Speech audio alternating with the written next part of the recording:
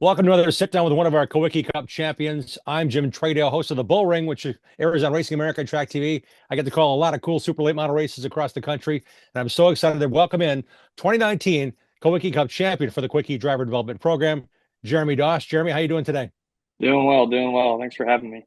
2019 seems like yesterday, but it seems like forever ago for you as a returning finalist for that season. What was it like chasing the Allen Kulwicki Cup that year, specifically after all the success you had in 2018?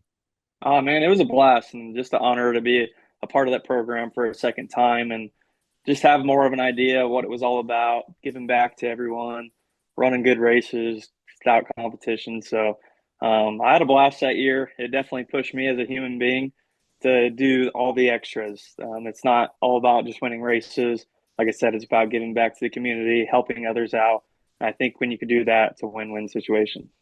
And when it comes to the program, it's about carrying on Allen's legacy, but it really, for the principle of it is race well, win some races, score some points there, but points off the track. How did that open your eyes being a short track racer from California, focused on winning, focused on every Saturday night, or if it happened to be that night, you raced every week. How much did that kind of take you away from that, saying there's more to this than just racing every Saturday? Oh, definitely a ton. Yeah, like I said, I probably put in just as much effort off the track that I did in the shop at the racetrack, which was really cool because I got to meet a lot of people, visit a lot of Ronald McDonald houses, and man, some of the people I met that maybe the cards weren't dealt the best for them, they still had a positive outlook on life, and it motivated me just all around to do the best I could, and had a blast doing it. You're back doing what you love to do with Legends Cars. JD Industries, a very successful business on the West Coast in terms of helping young drivers.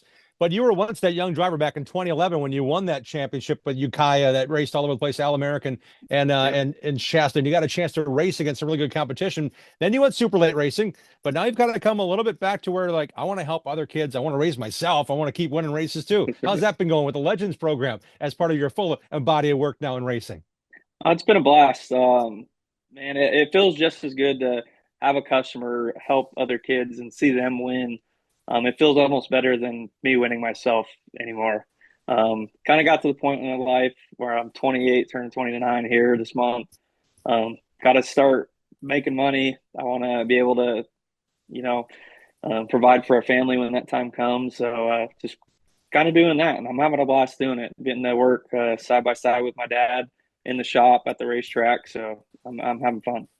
You guys made a big change pro late model racing after Legends cars, and you got into like a really good swing of things in 2017, 2018, winning races, winning championships regionally. When did you get the bug to go national and race like at Pensacola's Five Flag Speedway and tackle some bigger events like the All American 400? I kind of felt like we had accomplished everything we could on the West Coast, and I kind of wanted to prove to myself and to everyone else that I could compete with the best. And to do that, you got to run against Bubba Pollards, Derek Thorns, all those type of guys on a everyday basis. So to go run Five Flags for the first year and win the Blizzard Series championship, that was a huge accomplishment for me. And then obviously partnering up with the Bob Line team, he really was the guy who gave me the opportunity to race back there full time. When it comes to that success you had, the Blizzard Series is a 4 or 5 race series within the season over the course of the summer from California to Florida to race at one track, Pensacola's Five Flag Speedway, which ultimately leads into the Snowball Derby, the biggest stock car race of the year at the end of the year. And it's coming up pretty quick here. And I know you've raced that 8 times, uh, Yep. 4 or 5 times with your own team towing from California. What was that process like before you got a chance to race 4 more times with Bob Line and his East Coast operation? It was always a lot of fun. It was tough.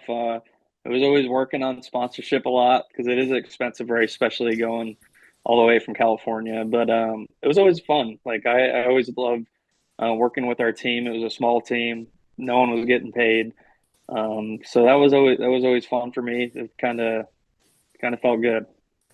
Jeremy, you keep saying was. I don't want to hear was. I want to hear is. What's going on with Yeah. your racing right now? What are you racing these days?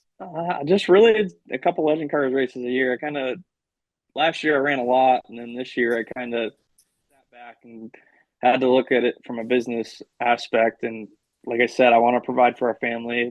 That's coming real quick, and I just got to make money. and racing cars, it's tough where I wasn't making anything, and it's a lot of weekends gone away. And I kind of look at it, there's a lot more things to do than being there and not making anything. So that's what I'm trying to do right now is make money, help others, and like I said, that's what I'm doing now.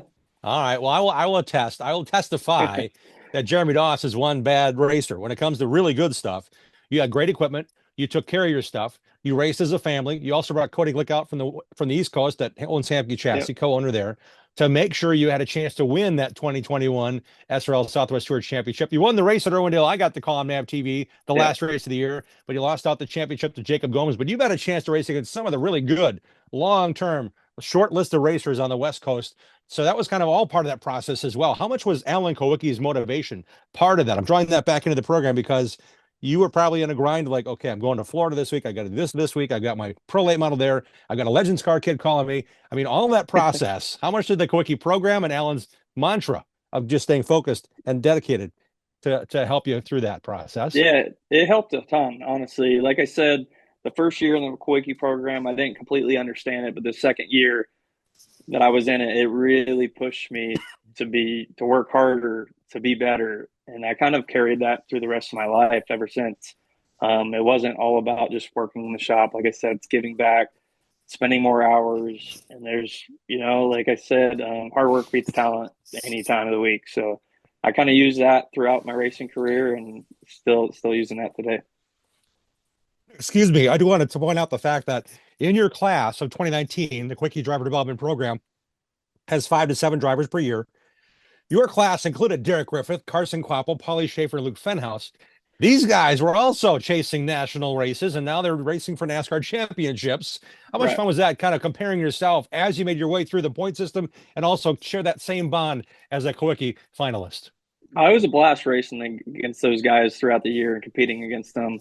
I got a race with Paulie, Derek, Luke throughout like a snowball derby and stuff like that, and getting to meet those guys was really cool and really special. And I was just glad. I felt like we all did a good job to carry on Alan's legacy. And when it comes to looking back at the 10 years now, we've got guys like Ty Majeski, who's now won a NASCAR championship. We've got other kids that, do you pay attention along the way, or do you get somebody knocking you over like, hey, I just ran a race against that kid, Max Crookston. He talked all about you and how much fun it was to watch you race through this Kulwicki program. How much of a bond or fraternity has it become for you? Oh, I'm keeping up with all of them all the time. I'm still a race fan at heart. Like I'm still a part of the sport. So, man, I'm always keeping. I was rooting for Ty in the truck race, going for the second one. It's been cool to watch Luke, Derek Kraus, those guys make it up through the ranks. So it's been pretty neat. It has been awesome to watch you drive as well. And I know that the success comes with a lot of hard work. You mentioned it's a business, it's a plan, it's a family operation that you got going now. And I'm wondering at some point, somebody's going to call you and say, Jeremy, I need to develop this young kid. He wants to be Ty Majeski when he grows up, and he's racing a go-kart right now. What can we do with him? Have you had those kind of opportunities? Are you looking forward to maybe getting a call someday of somebody saying, I want you to take my kid from go-karts to NASCAR? I've had a couple, and it's been good. Like I have a kid, Kyle Lavelle, I work with from go karts to bandos to legend cars, and he's getting better and better each year. So I'm always available for those opportunities. That's what I love. So like I said, it's been good. And you guys have been racing some really high-profile Legends car races, so you're seeing some young talent come forward. For those that may want to apply for the Kulwicki Driver Development Program as soon as January 1st for this next year's class, what would you encourage them to do? What kids would you hit up in the pits if it's not the kids you're working with about, hey, you need to look at this? What would be the benefits to tell them and sell them on this? I would tell them to sign up in a heartbeat. This program did a lot for me, not just as a racer, but like I said, a human being. Like it just pushes you in the competition aspect to the giving back aspect, which I never understood before the program. And then I just feel like it motivates you, it pushes you harder, just all around. There wasn't anything bad that the program brought in me. Like it's just all good. So I recommend it for anyone. Jeremy, you'll be forever tied to this program as a champion, as a finalist. But I do want to end on this note that it carries on. I got the chance to watch Alan's first ever dirt car race. I grew up at the go-kart track he started racing at. I grew up at the dirt track he raced at. I went to the same high school and college, not coincidentally, just happenstance. I didn't go there because of him. But in my world, Kulwicki's talked about a lot. How much is the Allen still talked about with you, or when you see an orange number 7 hat walk by, or you see a Kulwicki something going on, or somebody hits you up saying, "Hey, my dad used to race against Allen at Phoenix. He was there in '88 when he won." That kind of stuff. Is that still going on for you? Oh yeah, all the time. I still get people sending me like pictures, like they'll find a die cast in the store of Alan Kulwicki, a book, stuff like that. His name's living on forever and ever. Like he's one of the greats, and it was a, like I said, honor to you know, um, it was an honor to just hold his legacy and carry it on. Oh, big time. Hey, it's been so much fun having you with us for a short period of time. 10 years of the anniversary of the first year of this program. 2019 was not that long ago, and you will be forever a champion in the Quickie Driver Development Program. Thanks for your insights. Thanks for continuing working with those great young kids, and I'm looking forward to those names you dropped. Hope they're part of that finalist program next year, or perhaps we'll see them racing across the country, not just kicking butt on the West Coast. Jeremy Doss, thanks so much for your time today. Of course, it was great talking with you. Have a The good one. website to follow along is KulwickiDDP.com. Jeremy's name's on there. He's got a cool picture of him hold a big up Kulwicki Cup trophy from 2019. And there's a lot of neat things to learn about the Quickie Driver Development Program. Again, the website is KulwickiDDP.com.